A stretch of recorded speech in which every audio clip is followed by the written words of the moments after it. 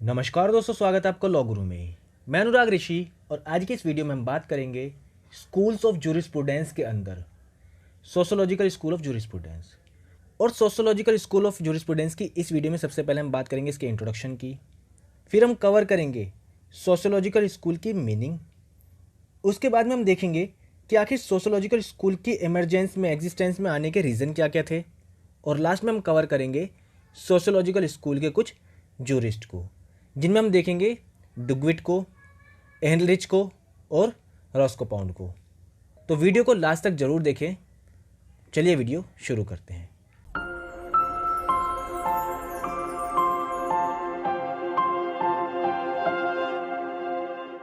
Sociological school of jurisprudence. दोस्तों सबसे पहले हम बात करते हैं इंट्रोडक्शन की।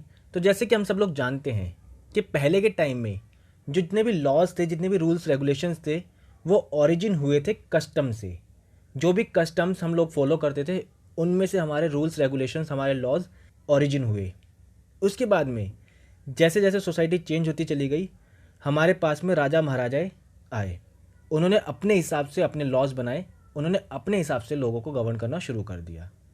जैसे जैसे सोसाइटी चेंज होती रही, रेवोल्यूशन आता गया, चेंजेस आते गए, उसके हिसाब से सोसाइटी और चेंज हुई। तो हमारे सामने इंडिविजुअल इंटरेस्ट और सोसाइटी के वेलफेयर निकल कर आए। यानी कि दोस्तों स्टार्टिंग में कस्टम आया, फिर राजा महाराजा आए, उसके बाद में जैसे जैसे सोसाइटी चेंज हुई, नए नए रूल्स आए, नए नए रेगुलेशंस आए, उन्होंने इंडिविजुअल इंटरेस्ट और सोसाइटी के वेलफेयर की बात करनी शुरू कर दी। इसके बाद में जो सोशियोलॉजिकल स्कूल ऑफ जूरिस्प्रूडेंस है वो बात करता है कि लॉ और सोसाइटी जो है वो आपस में एक दूसरे से कोरिलेटेड हैं, वो रिलेटेड हैं एक दूसरे से। इस स्कूल में लॉ को बताया गया कि वो सोशल फेनोमिना की बात करता है, यानी कि सोशल और लॉ, सोसाइटी और लॉ को एक साथ लेकर बैलेंसिंग की बात करता है। ये बताता है कि लॉ का जो इम्पैक्ट है सोसाइटी के ऊपर बहुत मेजर इम्पैक्ट है, और हम लॉ को और सोसाइटी को आपस में एक दूसरे से अलग नहीं रख सकते हैं। इसी के साथ साथ अगर हम बात करें कि सोशियोलॉजी वर्ड को डिस्क्राइब किसने किया था, तो सबसे पहले जो सोशियोलॉजी वर्ड है वो कॉम्टे ने डिस्क्राइब किया था, जिसके चलते उन्होंने बताया था कि सोशियोलॉजी जो है एक पॉजिटिव साइंस है, एक सोशल फैक्ट है। इसीलिए कॉम्टे की इम्पोर्टेंस सोशियोलॉजी स्कूल में बहुत ज़्यादा है, क्योंकि उन्होंने ही सोशियोलॉजी वर्ड को फाउंड किया था, सोशियोलॉजी वर्ड को डिस्क्राइब किया था। तो दोस्तों सोशियोलॉजिकल स्कूल के इंट्रोडक्शन में हमने देखा कि ये बात करता है सोसाइटी और सोशल फेनोमिना की। इसके बाद हम बात करते हैं सोशियोलॉजिकल स्कूल की मीनिंग, अर्थ, यानी कि ये कहें कि सोशियोलॉजिकल स्कूल आखिर कहना क्या चाहता है उसके बारे में। The idea of sociological school is to establish a relation between the law and society. यानी कि सोशियोलॉजिकल स्कूल का जो आइडिया है, जो मानना है, वो ये है कि लॉ और सोसाइटी जो है उन दोनों के बीच में एक रिलेशन इस्टेब्लिश होना चाहिए। This school led more emphasise on the legal perspective of every problem and every change that take place in the society. यानी कि दोस्तों ये स्कूल जितने भी सोसाइटी में चेंजेस आते हैं, जितने भी सोसाइटी में प्रॉब्लम्स आती हैं, उसके लीगल पर्सपेक्टिव पे एम्फेसाइज करता है, फोकस करता है, उस पर जोर डालता है। इसी में अगर हम अगला पॉइंट पढ़ें, sociological school of jurisprudence focuses on balancing the welfare of state and individual was realised. यानी कि सोशियोलॉजिकल स्कूल ऑफ जूरिस्प्रूडेंस जो है वो इंडिविजुअल के इंटरेस्ट और स्टेट के वेलफेयर पे दोनों के बीच में बैलेंस कैसे बनाना है उस पर फोकस करता है। दोस्तों हमने पहले भी पढ़ा है कितनी बार कि स्टेट का हित और एक इंडिविजुअल का इंटरेस्ट, यानी कि लोकहित और जनहित। किसी इंडिविजुअल और स्टेट के इंटरेस्ट के बीच में, उनके वेलफेयर के बीच में हार्मनी कैसे बनानी है, बैलेंस कैसे बनाना है, उस चीज़ पे फोकस करता है सोशियोलॉजिकल स्कूल ऑफ जूरिस्प्रूडेंस। अब हम बात करते हैं कि आखिर इसका रीज़न क्या था इमरजेंसी में आने का, या ये कहें सोशियोलॉजिकल स्कूल, यानी कि दोस्तों सोशियोलॉजिकल स्कूल के बनने के रीज़न क्या क्या थे। इसी के साथ साथ हम आपको एक डाउट और क्लियर करता है। अभी कुछ बच्चों के दिमाग में एक सवाल आ रहा होगा कि आखिर हम स्कूल क्यों कह रहे हैं, इनको स्कूल क्यों यूज़ कर रहे हैं, स्कूल होते क्या हैं।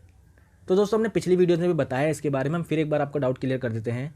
जैसे कि हम सब लोग जानते हैं कि लॉ जो है डायनेमिक होता है, लॉ जो है सोसाइटी के हिसाब से चेंज होता रहता है। लॉ को हर एक जूरिस्ट ने अपने हिसाब से अलग अलग डिफ़ाइन किया है। बहुत सारे जूरिस्ट हैं जिन्होंने लॉ को अपने अपने हिसाब से डिफ़ाइन किया है। कुछ कहते हैं कि लॉ जो है कमांड है, कुछ कहते हैं कि लॉ जो है नेचर है, कुछ कहते हैं कि लॉ जो है कस्टम है, कुछ कहते हैं कि लॉ जो है सोसाइटी बेस्ड है या सोशल बेस्ड है। ऐसे ही जो जो जूरिस्ट उनका सपोर्ट करते चले गए, और जिन जिन जूरिस्ट ने लॉ को अपने हिसाब से डिफ़ाइन किया, उन्होंने लॉ को अपनी कैटेगराइज कर लिया, कैटेगरी में डिवाइड कर लिया और वही बाद में आगे चल के स्कूल बनते चले गए। मान लीजिए जैसे कुछ जूरिस्ट ने कहा कि लॉ क्या है, law is a command of sovereign, Austin ने कहा था, तो वो एनालिटिकल स्कूल में आ गया। अब इस स्कूल ने कहा कि लॉ जो है वो सोशल फेनोमेना की बात करता है, लॉ जो है सोसाइटी की बात करता है, तो ये सोशोलॉजिकल स्कूल बन गया। अब कुछ जूरिस्ट ने कहा है कि लॉ जो है वो नेचर बेस्ड होना चाहिए, नेचर बेस्ड होता है, तो वो नेचुरल स्कूल बन गया, जिसको हम आगे पढ़ेंगे अभी। तो जिस जिस जूरिस्ट ने लॉ को अपने हिसाब से डिफाइन किया, उनके जो सपोर्टर्स थे उन्होंने उस फेनोमिना को, उन्होंने उस पॉइंट को अपने स्कूल्स के नाम से उसको इम्पोर्टेंस दी। अब दोस्तों हम बात कर रहे थे रीज़न की। तो रीज़न को समझने से पहले हमें सबसे पहले लेसिस फेयर को समझना पड़ेगा। इसमें हम रीज़न की अगर हम बात करें तो हमें पहले लेसिस फेयर को समझना पड़ेगा, आखिर लेसिस फेयर क्या होता है। तो लेसिस फेयर का मतलब होता है अलाउ टू डू, यानी कि किसी कार्य को करने की परमिशन दे देना, उसको अलाउ कर देना। दोस्तों इंडस्ट्रियल रेवोल्यूशन यानी कि जो औद्योगिक क्रांति आई थी उस टाइम पर गवर्नमेंट एक पॉलिसी लेकर आई जिसमें जितने भी इकोनॉमिक मैटर होंगे उनमें ना तो गवर्नमेंट और ना ही लॉ कोई भी इंटरफेयर करेगा। यानी कि दोस्तों इंडस्ट्रियल रेवोल्यूशन के टाइम पर जितने भी इकोनॉमिक मैटर थे उनमें गवर्नमेंट और लॉ कोई भी इंटरफेयर नहीं करेगा। ये गवर्नमेंट पॉलिसी लेकर आई थी जिसको हम लेसिस फेयर के नाम से जानते हैं, जिसके तहत जितने भी इकोनॉमिक्स थे उनको कार्य करने के लिए अलाउ किया गया, यानी कि अलाउ टू डू किया गया। अब इससे क्या हुआ कि जो भी सोसाइटी थी वो दो भाग में बट गई, या ये कहें कि सोसाइटी के बीच में गैप आ गया। एक तरफ रिच हो गए और एक तरफ पुअर हो गए, एक तरफ अमीर हो गए और एक तरफ गरीब हो गए, जिसके चलते जितने भी रिसोर्सेज थे, नेचुरल रिसोर्सेज थे, उनका जो फ़ायदा था, उनका बेनिफिट जो था वो सिर्फ कुछ चुनिंदा लोग ही उठा पाते थे। जो अमीर लोग थे वही उठा पाते थे, जो गरीब लोग थे वो नहीं उठा पाते थे। Due to laissez faire all people are giving more importance to the individual interest and ignore the general interest of the state.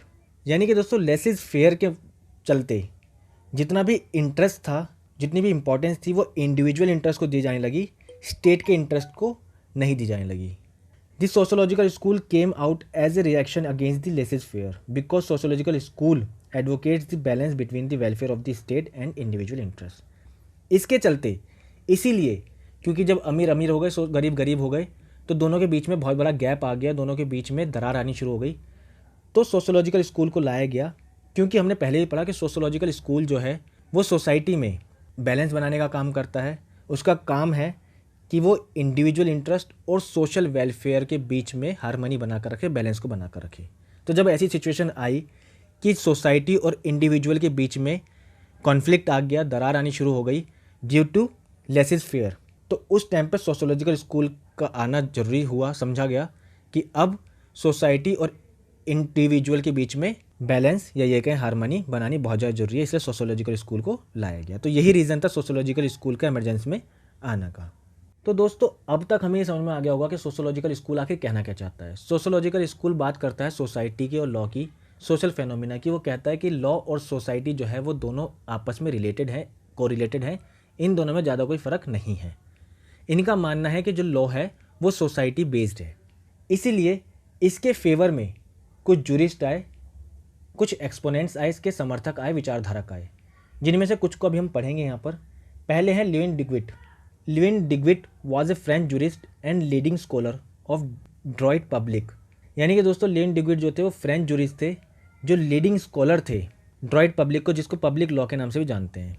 He was greatly influenced by the Auguste Comte. He gave the theory of social solidarity which explain the social cooperation between individuals for their needs and existence. दोस्तों ल्यूइन डिग्विट जो थे उन्होंने अपनी जो theory दी social solidarity, उसमें उन्होंने बताया individual और जो स्टेट हैं उसके बीच में कॉपरेशन के बारे में। इस थ्योरी को अभी हम इस पर वीडियो बनाएंगे। जब हम वीडियो बना देंगे तो इसका जो लिंक है वो आई बटन में डाल देंगे, तो अगर आप देखना चाहें इस वीडियो को तो आई बटन पर क्लिक करके उस वीडियो को देख सकते हैं। सोशल सॉलिडेरिटी को थोड़ा सा हम समझ लेते हैं। Social solidarity is the feeling of oneness. The term social solidarity represent the strength, cohesiveness, collective consciousness and viability of the society. दोस्तों सोशल सॉलिडेरिटी जो बात करती है वो वननेस यानी कि एकता की बात करती है। वो बताता है कि सोशल यानी कि स्टेट और इंडिविजुअल जो है एक है, दोनों को एक साथ बैलेंस बनाकर रहना चाहिए, दोनों के बीच में कॉन्फ्लिक्ट्स नहीं होने चाहिए। इसके बाद जो दूसरे जूरिस्ट हैं वो है Eugen Ehrlich. Eugen Ehrlich was considered as the founder of sociology of law. यानी कि सोशियोलॉजी ऑफ लॉ जो है उसके फाउंडर समझा जाता है, यूगेन एल्ड्रिच को माना जाता है। Sociology of law is the study of law from the sociological perspective, यानी कि सोशियोलॉजी ऑफ लॉ जो है वो स्टडी है सोशियोलॉजिकल पर्सपेक्टिव से लॉ की स्टडी है। Ehrlich considered society as a main source of law and by society he means association of man, यानी कि दोस्तों एल्ड्रिच का मानना है कि जो मेन सोर्स है लॉ का वो सोसाइटी है, और सोसाइटी से उसका मतलब है कि एसोसिएशन ऑफ मैन, यानी कि जो मनुष्य हैं उनका समूह है, उसको सोसाइटी कहा गया है एल्ड्रिच के हिसाब से। He argued that society is the main source of law and better source of law than legislature और जुडिशल डिसीजन। एल्ड्रिच का मानना था कि जो सोसाइटी है वो लॉ का मेन सोर्स है और वो लेजिस्लेशन और जुडिशल डिसीजन से बहुत बेहतर स्रोत है लॉ का। इसके बाद बात करते हैं रॉस्को पाउंड की। Pound was an American legal scholar. His views is that law should be studied in its actual working and not as its stand in the book. दोस्तों रॉस्को पाउंड जो है वो अमेरिकन स्कॉलर थे। उनका मानना था कि लॉ जो है वो उसके एक्चुअल फॉर्म में, जिस तरह से वो परफॉर्म कर रहा है, वर्किंग कर रहा है, उस फॉर्म में समझा जाना चाहिए, ना कि उसको किताबी फॉर्म में समझा जाना चाहिए। इसको समझने के लिए उन्होंने अपनी एक थ्योरी दी जिसको सोशल इंजीनियरिंग थ्योरी के नाम से जाना जाता है। दोस्तों सोशल इंजीनियरिंग थ्योरी का हम अभी एक ब्रीफ इंट्रोडक्शन पढ़ रहे हैं, इस पर हम अब एक अलग से वीडियो बनाकर डाल देंगे। इसको भी देखने के लिए आप ऊपर आई बटन पर क्लिक करके इस वीडियो को देख सकते हैं। जैसे ही हम उस पर वीडियो बना देंगे हम ऊपर अपलोड कर देंगे। फिलहाल हम इसे समझ लेते हैं। Roscoe pound gives the theory of social engineering in which he compared lawyers with the engineers, यानी कि दोस्तों पाउंड की जो थ्योरी थी सोशल इंजीनियरिंग, उसमें उसने जितने भी लॉयर्स थे उनको इंजीनियर्स से कंपेयर किया। अब थोड़ी सी कन्फ्यूजन आती है ये कि आखिर रॉस्को पाउंड ने लॉयर्स को इंजीनियर से कंपेयर करा क्यों, दोनों अलग अलग फील्ड हैं। समझते हैं। Engineers are required to use their engineering skill to manufacture new products, यानी कि दोस्तों जैसे इंजीनियर अपनी स्किल को यूज़ करके नए प्रोडक्ट मैन्युफैक्चर करते हैं, बनाते हैं, इसी तरह से social engineers are required to build that type of structure in this society which provides maximum happiness and minimum friction. इसी तरह से जितने भी लॉयर्स हैं जिनको सोशल इंजीनियर्स कहा गया है वो इस तरह का स्ट्रक्चर तैयार करें ताकि कि सोसाइटी में मैक्सिमम हैप्पीनेस हो और मिनिमम फ्रिक्शन हो। यानी कि दोस्तों इन्होंने भी अपनी थ्योरी के हिसाब से, अपनी थ्योरी के थ्रू सोशल जो बैलेंसिंग है बिटवीन स्टेट एंड इंडिविजुअल की इन्होंने बात करी है। इन्होंने कहा है कि जैसे इंजीनियर्स जो हैं नए नए प्रोडक्ट अपनी स्किल के हिसाब से मैन्युफैक्चर करते हैं, इसी तरह से जो सोशल इंजीनियर्स हैं, जो एडवोकेट्स हैं, जो लॉयर्स हैं, जो लॉ के स्कॉलर्स हैं, उन्हें सोसाइटी में ऐसा स्ट्रक्चर बनाना चाहिए जो स्टेट और इंडिविजुअल के बीच में हार्मनी बनाए, बैलेंस बनाए, ताकि कि मैक्सिमम हैप्पीनेस आ सके और मिनिमम फ्रिक्शन हो सके। आई होप कि आपको ये वीडियो बहुत अच्छे से समझ में आ गई होगी। सोशियोलॉजिकल स्कूल का जो आपका डाउट है वो क्लियर हो गया होगा।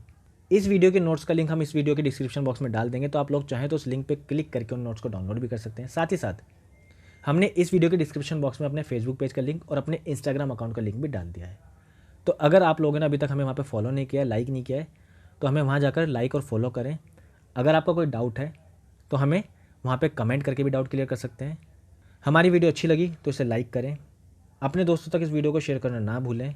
साथ ही साथ अगर आप हमारे यूट्यूब चैनल पर पहली बार आए हैं तो इस यूट्यूब चैनल को सब्सक्राइब जरूर करें और साथ साथ बेल आइकन ज़रूर दबाएं ताकि क्या आपको हमारी आने वाली वीडियोज़ की अपडेट मिलती रहे।